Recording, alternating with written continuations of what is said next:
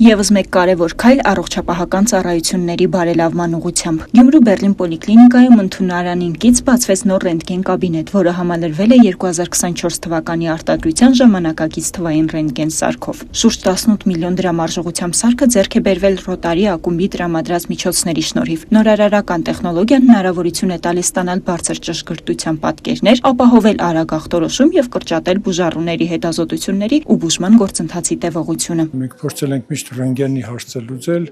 մենք դիգիտալ սարք բերեցինք, որը մի փոքր մոտեցավ այս վերջի փուլին, ամենակարևոր ծրագրին, այսինքն այդ դիգիտալ սարքը փորձեցինք անալոգ ռենտգենի հին սարքի միջոցով մենք արդեն դիգիտալացնել նկարները, պատկերները, բայց անընդհատ մենք այդ մտածում ենք, որտեղ արդեն նախ հին էր, ճառագայթման չափն էր շատ, մտածում ենք, որ պետք է ռենտգեն նոր սարք։ Պատկերացրեք, որ հին սարքը 89 թվականի արտադրության էր, նախ արդեն էլ ֆիզիկապես մաշված էր, հարաբերապես մաշված էր, վտանգավոր առողջության համար միայն մի բան ասեմ, որ նա 150 ռենտգեն ճառագայթում էր տալիս, որ հիմա դիմաց շատ վատ է, ծանր է, այսօր ընդամենը 50 ռենտգեն միավորով անում է շատ ավելի լավ գործը, քան հին ռենտգեն սարքը։ Ներվարատվությունը հիմնական դոնորը, կազմակերպիչը եղել է Ամերիկայի Կալիֆոռնիա նահանգի Westlake Sunrise ակումբի մեր հայրենագից Դանիել Հարությունյանը, ծրագրի մասնակցել են ամերիկյան 10 ակումբներ։ Բացման ներկա էին Շիրակի մարզպետ Դավիթ Արուշանյանը, ազգային ժողովի պատգամավոր Էմա Պալյանը, ինչպես նաև Ռոտարի ակումբի ներկայացուցիչներն ու բժշկական անձնակազմը։ Նրանք կարևորեցին նախաձեռնության կենսական նշանակությունը, պայմանավորված բնակիչների կողմից արագ, ճշգրիտ եւ որակյալ հետազոտությունների մեծ պահանջարկով։ Մենք շատ կարևորում ենք առաջնային ուղղակի առողջության առաջնային պահպանման ծառայություններ մատուցող բժշկական հաստատությունների գործիքների թարմացումը։ Դա շատ կարևորում ենք այն առումով, որ հետազոտությունները շատ ավելի որակյալ կլինեն, բնականաբար որակյալ հետազոտություն ինքը ենթադրում է նաև ճշգրիտ ախտորոշում եւ ճշգրիտ ախտորոշման ֆոնի վրա էլ նաև որակյալ բուժում։ Այս համալրումը թույլ կտա բուժառուներին սեղմ ժամանակում վստահելի հետազոտություն անցնել, նվազեցնելով հերթերն ու սպասելաժամանակը։ Բեռլին պոլիկլինիկայում նշում են, որ ռենտգենային նոր սարքի գործարկումը զգալիորեն կբարելավի ախտորոշման գործընթացը եւ կդարձնի բուժօգնությունն ավելի հասանելի ու արդյունավետ։ Սյուզաննա Խարատյան, Խան Հովհաննիսյան, այսօր։ Վարչապետ Նիկոլ Փաշինյանն Աստանայում այցելել է Ղազախստանի Հանրապետության ազգային թանգարան։ Վարչապետին ուղեկցել է Ղազախստանի վարչապետ Օլժազ Բեկտենովը։ Նիկոլ Փաշինյանը շրջել է թանգարանով, ծանոթացել ներկայացված ցուցանմուշներին։ Վարչապետը գրառում է կատարել նաև պատվավոր հյուրերի մատյանում։ Վարչապետը Ղազախստանի ազգային թանգարանն է նվիրել Քրիստոսից հետո 1-2 դարերի Աչակերտ գինումատուցման անոթ, Արչակերտ գինումատուցման անոթ, որի բնօրինակը գտնվում է Հայաստանի պատմության թանգարանում։ Այն պեղվել է Արտաշատ մայրաքաղաքի 8-րդ բլրի արհեստավորական թաղամասի ռիտոններով սրահից 1980-ական թվականներին։ Թաղամասի միայն այս սենյակից պեղվել են հարյուրավոր անոթներ, թասեր, գունազարդ ափսեներ, գեմմա եւ այլն։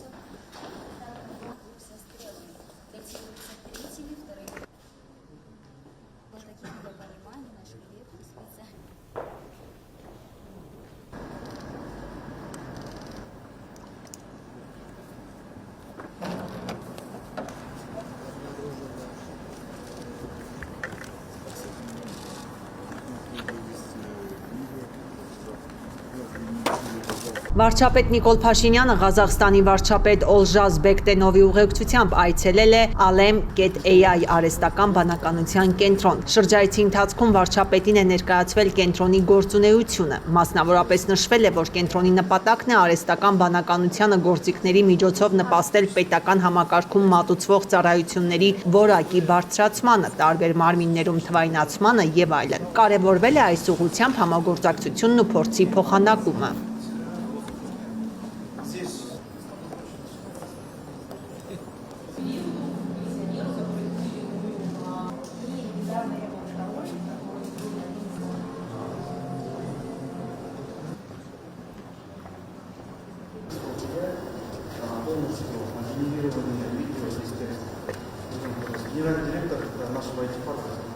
Уважаемый государь премьер-министр, добро пожаловать в военный лагерь. Меня зовут Мажар, я являюсь руководителем Астана-Хаб. Наша миссия поддерживает создание казахстанских единорогов.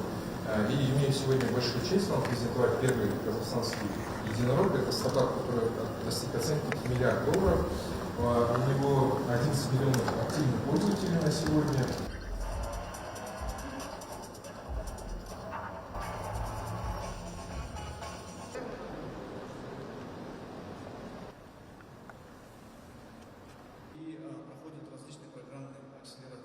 По рейтингу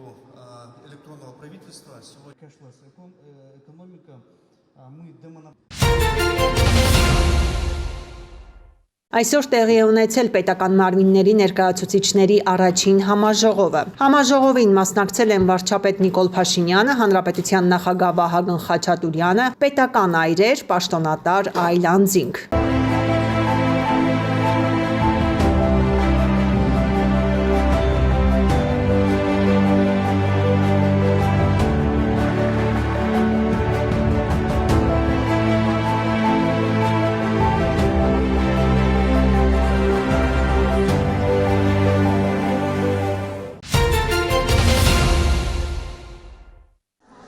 Եթե մինչև 2003 թվականը ներառյալ չհավատարմագրված բուհի շրջանավարտ եք եղել, կարող եք վերականգնել ձեր ուսումնառության կազմակերպման գործընթացը։ Կրթության, գիտության, մշակույթի, սպորտի նախարարության նոր կարգավորումն է, որն ուժի մեջ է մտել 2025-ի նոյեմբերից։ Մինչև 1999 թվականի մայիսի 14-ը, երբ ուժի մեջ է մտել կրթության մասին օրենքը, Հայաստանում բարձրագույն ուսումնական հաստատությունների եւ մասնագիտությունների հավատարմագրման ինստիտուտ ներդրված չի եղել։ Օրենքի ընդունումից հետո պետական մարմինների համար անձի կրթությունը հավաստող փաստաթուղթ է համարվում միայն հավատարմագրված բուհի տված ուսման ավարտական ակտը։ Իսկ ինչ է հավատարմագրումը։ Այն հավաստում է որակը պետության կողմից ընդունած չափանիշներին։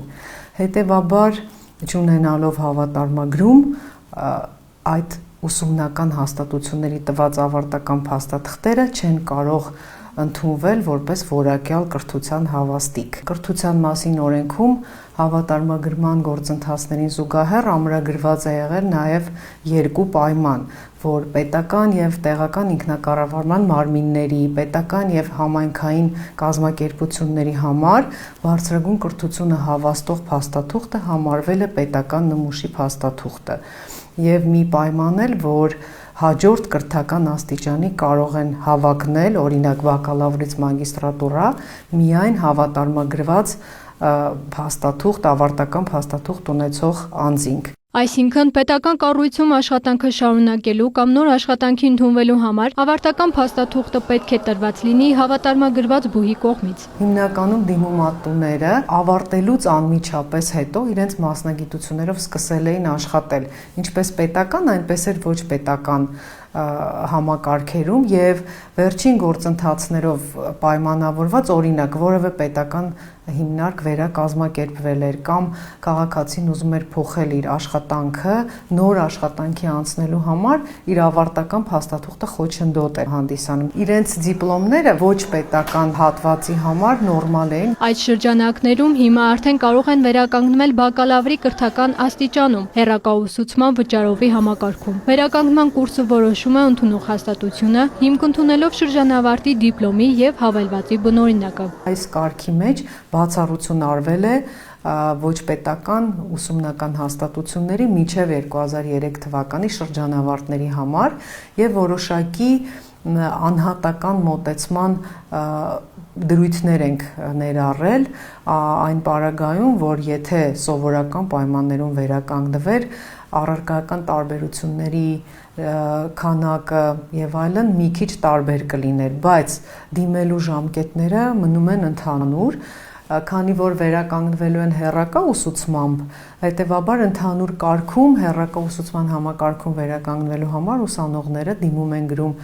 այն բուհում, որում իրենք նախընտրում են, պարապմունքները սկսվելուց 3 շաբաթ առաջ։ Եթե ուսանողին ավարտական փաստաթուղթ շնորհած հաստատություն ունի հավատարմագրում, նա կարող է վերականգնվել հենց տվյալ հաստատությունում։ Իսկ եթե դրա գործունեությունը դադարեցված է, ապա տվյալ մասնագիտության հավատարմագրում ունեցող այլ ուսումնական հաստատությունում։ Հեռակա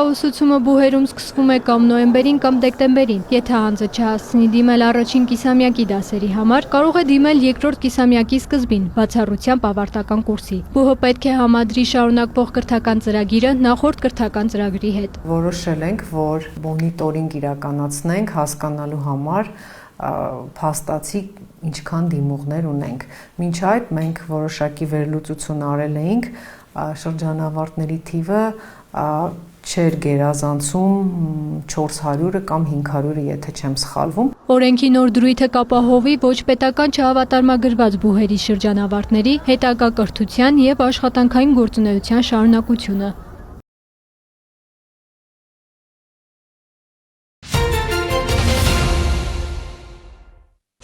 Ռուս-ուկրաինական կարգավորման ամերիկյան ծրագրի շուրջ աղմուկի ֆոնին Վոլոդիմիր Զելենսկին դիմել է ուկրաինացիներին։ Նա հայտարարել է, որ երկիրը կարող է կանգնել դժվարին ընտրության առաջ կամ կորցնել արժանապատվությունը կամ կարևոր գործընկերոջը, կամ 28 բարդ կետ կամ չափազանց դժվար ձմեռ։ Զելենսկին նշել է, որ կանի հնարավոր է ուկրաինացիների արժանապատվությունն ու ազատությունը պաշտպանելու համար։ Հաջորդ շաբաթը շատ բարդ եւ իրադարձություններով լի կլինի։ Այս ընթացքում մեծ ճնշումների ենք բախվելու, քաղաքական, տեղեկատվական եւ այլ, բայց մենք կհաջողենք, ասել է Ուկրաինայի նախագահը։ Օրերս Վաշինգտոնը ներկայացրել է Ուկրաինայում խաղաղության նախագիծ, որը ըստ ամերիկյան ԶԼՄ-ների մշակվել է Մոսկվայի հետ։ 28 կետից բաղկացած ծրագրով Ուկրաինան պետք է հրաժարվի իր արևելյան շրջաններից Վաշինգտոնի անվտանգության երաշխիքների դիմաց։ Կրճատի զինված ուժերի թիվը հրաժարվի ՆԱՏՕ-ին անդամակցելու գաղափարից առնվազն մի քանի տարով։ Զելենսկին նշել է, որ պատրաստ է փաստաթղթի շուրջ աշխատել գործընկերների հետ։ Ակնկալվում է, որ առաջիկա օրերին Ուկրաինայի նախագահը եւ Դոնալդ Թրամփը կքննարկեն խաղաղության նախագիծը։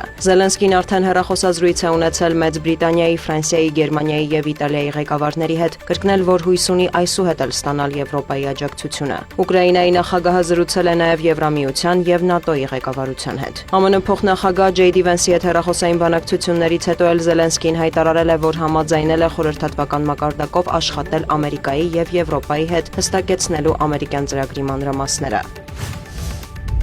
ԱՄՆ փոխնախագահն իր հերթին X-ի էջում հրապարակում է արել, հայտարարելով, որ խաղաղության ամերիկյան նախագիծը կոչված է դադարեցնելու սպանությունները եւ պահպանելու Ուկրաինայի ինքնիշխանությունը, ապահովելու առավելագույն երաշխիքներ, որ պատերազմը չի վերսկսվի։ Վենսը վստահեցրել է, որ ցանկանում են եւ Կիևի եւ Մոսկվայի համար ընդունելի գործարք ստանալ։ Նրա խոսքով նախաձեռնության քննադատները կամ սխալ են հասկացել փաստաթղթի էությունը կամ անտեսում են ռազմաճակատում իրավիճակը։ Անիրատեսական է մտածել, որ ավելի մեծ գումարները, զենքը կամ պատժամիջոցները կարող են Ուկրաինային հաղթանակ երաշխավորել, նշել է Ջեյդի Վենսը։ Դոնալդ Թրամփն էլ պնդել է, որ Զելենսկին պետք է ընդունի խաղաղության ծրագիրը։ Սպիտակ տան ղեկավարը հուսով է, որ դա տեղի կունենա մինչև նոյեմբերի 27-ը, այլապես Կիևը կարող է կարճ ժամանակահատվածում ավելի շատ տարածքներ կորցնել։ Միևնույն ժամանակ նա տեղեկացրել է, որ չի պատրաստվում չեղարկել ռուսական նավթային ոլորտի նկատմամբ սահմանված պատժամիջոցները։ Նաև Թրամփը զրուցել է Գերմանիայի կանցլերի հետ ամերիկյան ծրագրի հայտնվելուց ի վեր Ֆրիդրիխ Մերցը եվրոպացի առաջնորդներից առաջինն է, որ զանգահարել է ԱՄՆ նախագահին։ Կողմերը պայմանավորվել են շարունակել խորհրդականների մակարդակով շփումները։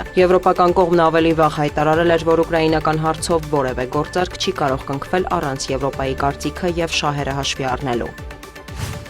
Ռուսաստանի նախագահն էլ բարձրացրել է Թրամփի խաղաղության ծրագրի հարցը անվտանգության խորհրդի նիստում։ Վլադիմիր Պուտինը հայտարարել է, որ ստացել են փաստաթուղթը եւ այն կարող է դառնալ պատերազմի խաղաղ կարգավորման հիմք։ Խաղաղության ծրագիրը քննարկվել է Ալյասկայի հանդիպումից առաջ եւ այդ փուլում ամերիկյան կողմը խնդրել է մեզ գնալ որոշակի զիջումների։ Մենք հաստատեցինք, որ համաձայն ենք ճկունություն ցուցաբերել, մանրամասնել է Պուտինը։ Սակայն նրա խոսքով Ալյասկայի բանակցություններից հետո Վաշինգտոնը դադար է վերցրել։ Կրեմլի ղեկավարի կարծիքով պատճառն այն է, որ Կիևն համաձայնությունը չի տվել ամերիկյան առաջարկներին։ Վլադիմիր Պուտինի ձևակերպմամբ Ուկրաինան եւ նրա եվրոպական դաշնակիցները մոլորության մեջ են եւ երազում են մարտի դաշտում հաղթելու մասին։ Նա խոստացել է, որ ռուսական ուժերը դեռևս կշարունակեն առաջ շարժվել։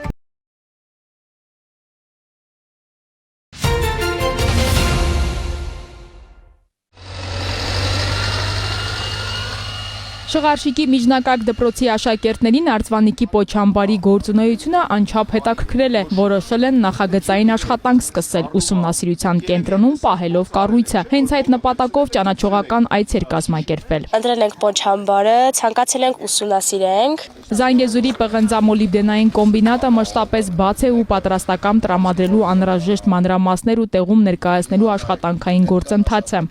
Շատ տպավորված է, իրականում այսպես չէի պատկերացնում, պատմելով, նկարներով, բայց երբ ինքս ականատես եմ, իրականում հրաշք է։ Աշխատողներն էլ բավականին աշխատանք է կատարվում։ Պոչամբարային տնտեսության ղեկավարը մանրամասը ներկայացրեց, թե ինչ է ռեկուլտիվացիան եւ ինչպիսի բնապահպանական միջոցառումներ ուսումնասիրություններ են իրականացվում տեղում։ 9-րդ դասարանի աշակերտ Ռոբերտ Ղազարյանը շեշտում է, ամեն ասացի չի հավատում, նա խնդրում է սեփական աչքով տեսնել ու մասնագետի կարծիքը լսել։ Կողքից նայում ես ավելի սիրուն է ինքը հենց։ Առհասարակ թե գրքերում մենք գրքերից նայել ենք, այդքան էլ ինֆորմացիա չենք գտել եւ Վիկիպեդիայում ենք նայել, կային ոչ հստակ փաստեր Պոչամբարի մասին ու երբ որ եկանք շփվեցինք Պոչամբարի ղեկավարի հետ, ավելի շատ ինֆորմացիա իմացանք, քան որ մինչև այդ գիտեինք։ Շատ բաներ կարևոր սխալ էին գրել ու մենք անգամ զարմացանք, որ ոնց կարա էլի ինտերնետում համացանցում տենց բան գրված լինի։ Դպրոցականների կարծիքով այս մեկ այցն էլ բավարար էր տեղեկատվությամբ հարուստ նախագծային աշխատանք մշակելու համար։ Փաստերը մասնագետների հնչեցրած հիմնավոր կարծիքներն են եւ տեղում արված տեսանյութերն ու լուսանկարները, իսկ անվտանգության կանոնների պահպանումը առաջնային է։ Հերմինե Միքայելյան, Ռոբերտ Օհանջանյան, Սյունիք լուրեր։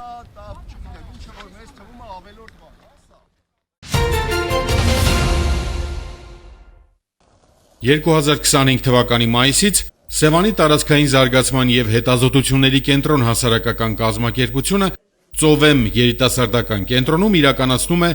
Էստոնիայի արտաքին գործերի նախարարության կողմից ֆինանսավորվող «Թափոնից հրաշք» շրջանաձևությամբ ստեղծված մշակութային հուշանվերներ Սևանից ծրագիրը։ Ծրագրի նպատակն է խթանել կանաչ մտածողությունը, հոգալ շրջակա միջավայրի պաշտպանության մասին, զարգացնել ստեղծագործական ձեռներեցությունը Սևան համայնքի երիտասարդների շրջանում։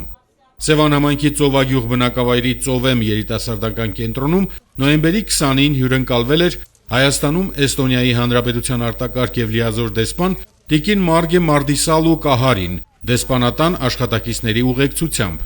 Դեսպանին ընդունեցին Սևանի համայնքապետարանի աշխատակազմի զարգացման ծրագրերի, տուրիզմի, առևտրի սպասարկման եւ գովազդի բաժնի պետ Դավիթ Թորոսյանը, Սևանի տարածքային զարգացման եւ հետազոտությունների կենտրոն հասարակական կազմակերպության նախագահ Սաթիկ Բադեյանը, երիտասարդական կենտրոնի շահառուները։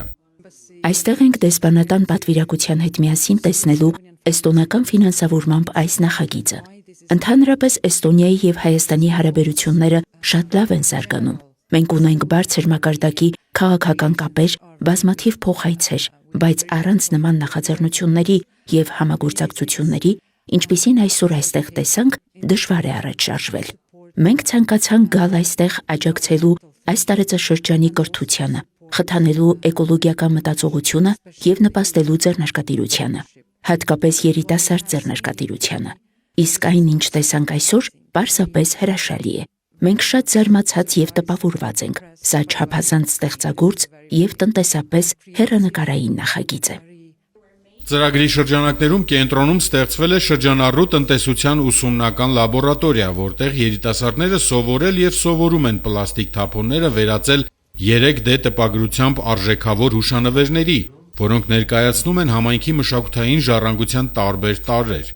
Մի քանի բաղադրիչ ուներ ծրագիրը, դա երիտասարդների ինքնադրսևորման, ստեղծագործական զարգացման ժամանակակից տեխնոլոգիաներին անհասանելիություններ գյուղական համայնքում ապրող երիտասարդների։ Երկրորդ խնդիրը այն էր, որ երիտասարդներն էին բարձրացրել նորից, դա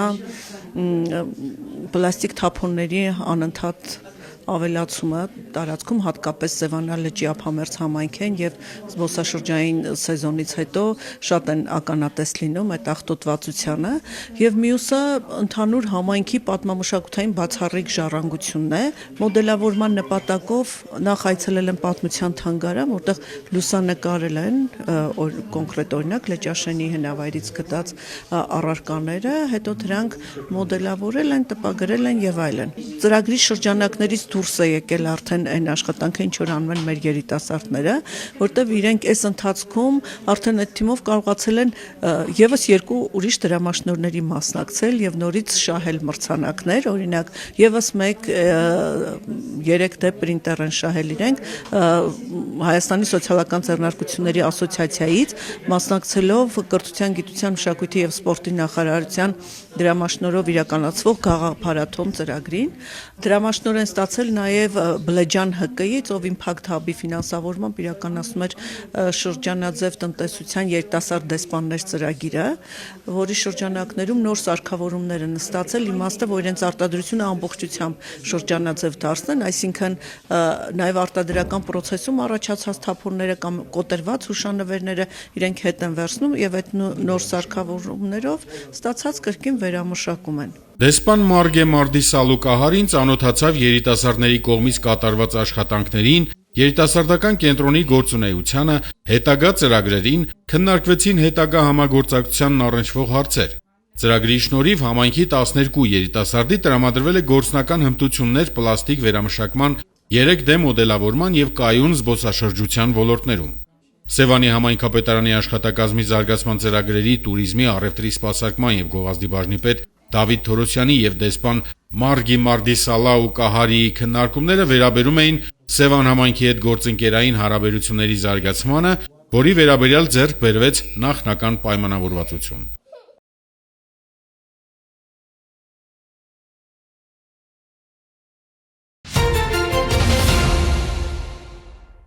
Հարկվճարողների համար բողոքարկման գործընթացի վերաբերյալ տեղեկատվությունը դարձել է ավելի մատչելի եւ հարմարավետ։ Պետականի կամուտների կոմիտեն վերջերս օգտակար թարմացումներ է կատարել պաշտոնական կայքեջում։ Խոսքը մասնավորապես վերաբերում է հարկվճարողի բողոքարկման իրավունքի եւ հարկային եւ մաքսային մարմինների բողոքարկման հանձնաժողովի գործունեությանը վերաբերող տեղեկատվության որոնմանն ու օգտագործմանը։ Բողոքարկմանը վերաբերելի ամբողջական տեղեկատվությունը այժմ հասանելի է մեկ միասնական բաժնում։ Պետական եկամուտների կոմիտեի էլեկտրոնային կայքեջում հարկվճարողները կարող են ծանոթանալ բողոքարկման իրենց իրավունքին, դիմում բողոքի ներկայացման ժամկետներին, կարգին,